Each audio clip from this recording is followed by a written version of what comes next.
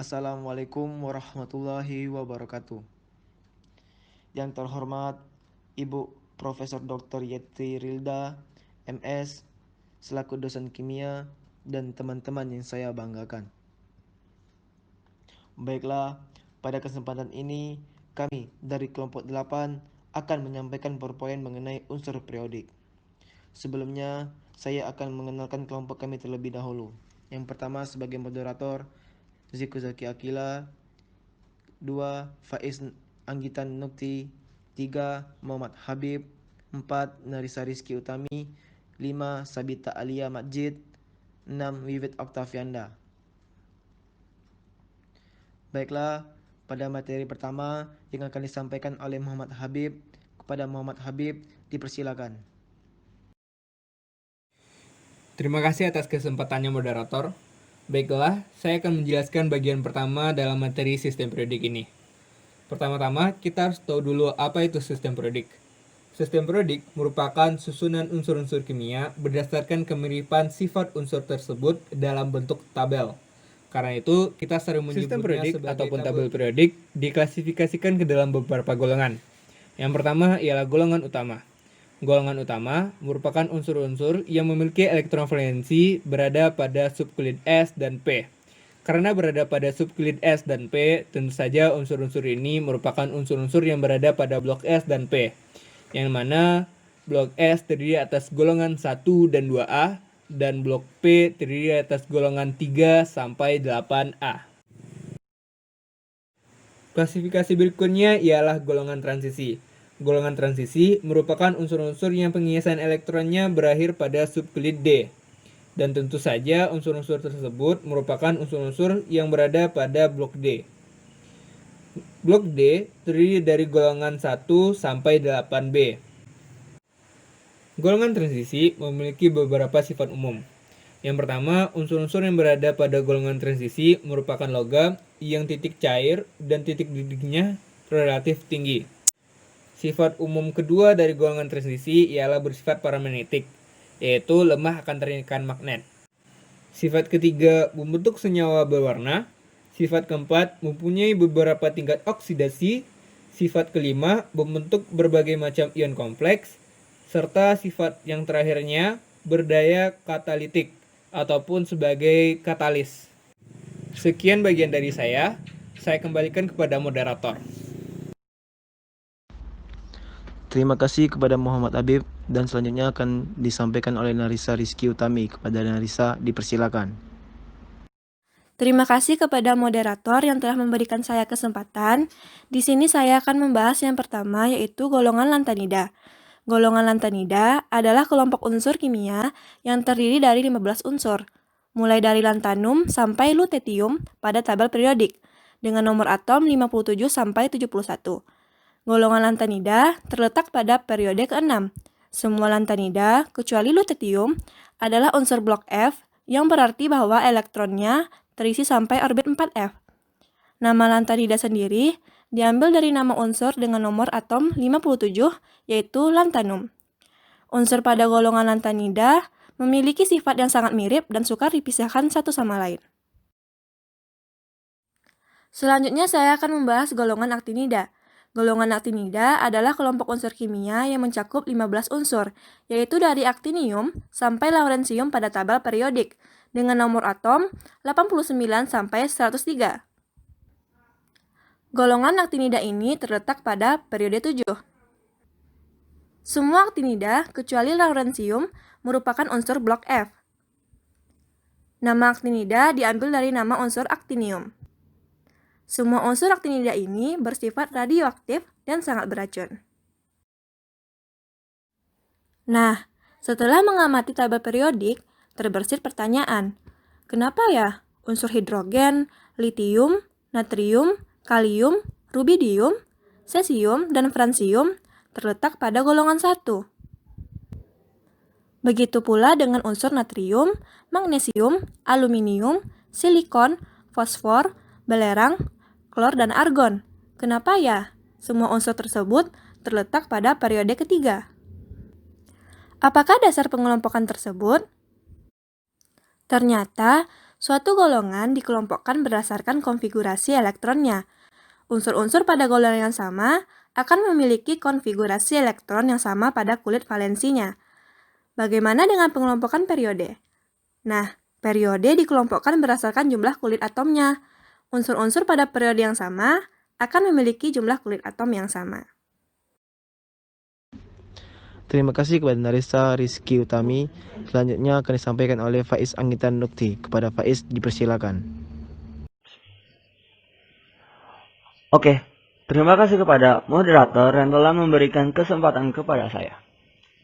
Saya di sini akan menjelaskan dua cara menentukan golongan dan periode suatu unsur. Cara yang pertama adalah model atom Bohr, yang merupakan pengisian elektron dimulai dari kulit pertama, kulit K. Jika kulit pertama sudah penuh, elektron pengisian tingkat berikutnya akan diisi seperti L, M, N. Nah, pada tingkatan itu memiliki maksimal menampung elektron sebesar K sama dengan 2 elektron dan L sebesar 8 elektron dan M sebesar 18 elektron dan yang terakhir N sebesar 32 elektron. Nah, kekurangan dalam cara ini ialah tidak dapat menentukan nomor golongan. Seperti mana kita coba contoh berikutnya. Contoh yang kita ambil adalah litium. Di tabel periodik, litium itu 3. Nah, ayo kita konfigurasikan elektron atom litium ini. Pertama, dalam 3 itu bisa kita masukkan ke dalam model atom Bohr. Yang bisa dituliskan dalam contoh itu, berarti bisa kita tulis 3 litium sama dengan 2,1. Yang artinya, kulit pertama K sudah diisi penuh dan lanjut pada kulit kedua L. Nah, bisa dilihat, satu adalah periode 2 yang di bulatan itu sama dengan elektron valensi 1 berarti golongan 1A. Itu saja yang bisa saya sampaikan pada model atom Bohr. Terima kasih kepada Faiz Anggitan Nukti. Selanjutnya akan disampaikan oleh Sabita Alia Majid. Kepada Sabita dipersilakan. Oke, terima kasih kepada moderator. Jadi, saya di sini akan menjelaskan model mekanika kuantum. Model mekanika kuantum menjelaskan bahwa elektron tidak mempunyai lintasan tertentu. Elektron menempati jarak-jarak tertentu dari inti atom. Jadi posisi elektron tidak dapat dipastikan, hanya merupakan kebolehjadian. Nah, penentuan letak periode dan golongan ini harus memperhatikan yang pertama, jika konfigurasi elektron berakhir pada subkulit S atau P, maka unsur tersebut bergolongan A. Yang kedua, jika konfigurasi elektron berakhir pada subkulit D, maka unsur itu bergolongan B. Yang ketiga, jika konfigurasi elektron berakhir pada subkulit F, maka unsur berada pada lantanida dan aktinida. Nah, bisa dilihat pada gambar, konfigurasi elektronnya dimulai dari 1S, lalu kedua S, lalu kedua P, ketiga S, dan berikutnya sesuai pada gambar. Nah, masuk ke contoh soal. Soal mengatakan bahwa tentukan periode dan golongan dari unsur magnesium. Lalu kita lakukan konfigurasi kepada unsur magnesium, maka akan ditemukan elektron valensi berada pada subkulit S. Artinya, Mg bergolongan A. Lalu ditemukan lagi elektron valensi pada subkulit S adalah 2. Maka, magnesium bergolongan 2. Yang terakhir, nilai kulit terluarnya adalah 3, maka Mg berperiode 3. Jadi, magnesium bergolongan 2A dan berperiode 3. Jadi, itu yang dapat saya sampaikan. Terima kasih, dan saya kembalikan kepada moderator. Baiklah, materi selanjutnya yaitu jari-jari atom yang akan dibahas oleh saya sendiri. Jari-jari atom. Jarak dari inti atom ke orbital atau kulit terluar pada suatu atom dalam keadaan setimbang. Faktor yang mempengaruhi panjang jari-jari atom yaitu jumlah kulit atom dan muatan inti atom. Di dalam satu periode, dari kiri ke kanan jari-jari semakin kecil karena muatan bertambah banyak sehingga daya tarik inti dengan elektron semakin kuat. Dalam satu golongan, dari atas ke bawah jari-jari makin besar karena jumlah kulit makin banyak.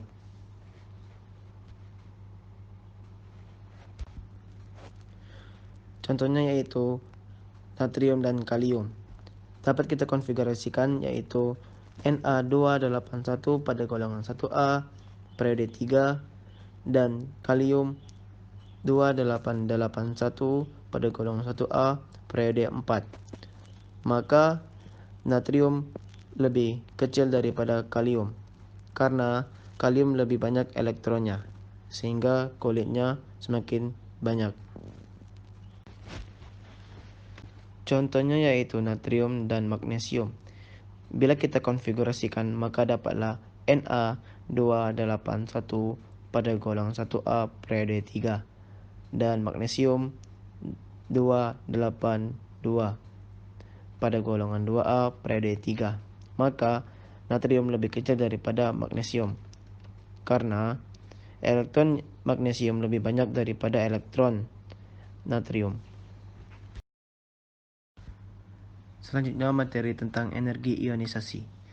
Energi ionisasi besarnya energi yang dibutuhkan untuk melepas satu elektron dari suatu atom netral dalam wujud gas sehingga terbentuknya ion berwujud gas dengan muatan plus unsur satu golongan. Energi ionisasi makin ke bawah makin kecil karena gaya tarik inti makin unsur satu periode. Energi ionisasi pada umumnya makin ke kanan makin besar karena makin ke kanan gaya tarik inti makin contohnya kuat. Yaitu natrium dan kalium. Bila kita konfigurasikan maka dapatlah Na281 pada golongan 1A periode 3 dan kalium 2881 pada golongan 1A periode 4. Energi ionisasi natrium lebih besar daripada K karena kalium itu lebih banyak mengandung kulit sehingga tarik-menarik contohnya yaitu natrium dan magnesium. Bila kita konfigurasikan maka dapatlah Na281 pada golongan 1A periode 3 dan magnesium 282 pada golongan 2A periode 3. Energi ionisasinya yaitu magnesium lebih besar daripada natrium karena makin ke kanan dari saya besar. Materi selanjutnya akan disampaikan oleh Wiwit Oktavinda. Kepada Wiwit dipersilakan. Terima kasih kepada moderator yang sudah memberikan saya kesempatan. Di sini saya akan membahas tentang sifat unsur yaitu afinitas elektron dan juga keelektronegatifan. Afinitas elektron ialah energi yang dibebaskan atau yang diserap apabila suatu atom menerima elektron. Tidak semua atom unsur mudah melepaskan elektron, tetapi ada sebagian atom-atom unsur yang justru cenderung lebih mudah menarik elektron. Mudah dan sulitnya ini akan sangat ditentukan oleh jari-jari atom. Kenapa? Karena semakin kecil jari-jari atom, semakin besar daya tarik oleh inti atom. Sehingga karena semakin besar daya tarik inilah, semakin besar pula afinitas elektronnya. Dapat dilihat dari contoh, dalam satu golongan, itu dari atas ke bawah, afinitas elektronnya semakin ke bawah semakin kecil. Mengapa? Bisa kita lihat di situ ada unsur F dan Cl. F itu memiliki 2 kulit dan Cl memiliki 3 kulit. Semakin banyak kulitnya, semakin besar pula jari-jari atomnya. Karena semakin besar jari-jari atom, semakin kecil pula kekuatan tarik dari inti atom, sehingga afinitas elektronnya itu lebih besar yang di F daripada yang di unsur Cl. Kemudian dalam satu periode itu ada contoh O dan F. Dalam satu periode itu dari kiri ke kanan semakin besar afinitas elektronnya. Mengapa? Karena bisa kita lihat F lebih banyak elektronnya daripada O. Semakin banyak elektron, semakin besar daya tariknya dan semakin kecil pula jari-jarinya, sehingga afinitas elektron di F lebih besar daripada di O. Kemudian ada keelektronegatifan. Keelektronegatifan adalah kemampuan suatu atom untuk menarik elektron dari atom lain. Contohnya bisa kita lihat, itu hampir sama dengan afinitas. Dalam satu golongan itu dari atas ke bawah, semakin ke bawah, keelektronegatifannya itu semakin kecil. Dan dalam satu periode, dari kiri ke kanan, semakin ke kanan, maka semakin besar keelektronegatifannya. Perbedaan afinitas elektron dan keelektronegatifannya apa sih? Ya, yang membedakan mereka ialah afinitas ini merupakan suatu energi yang dibebaskan atau yang diserap, sedangkan keelektronegatifan ini adalah kecenderungan suatu atom dalam menarik pasangan elektronnya.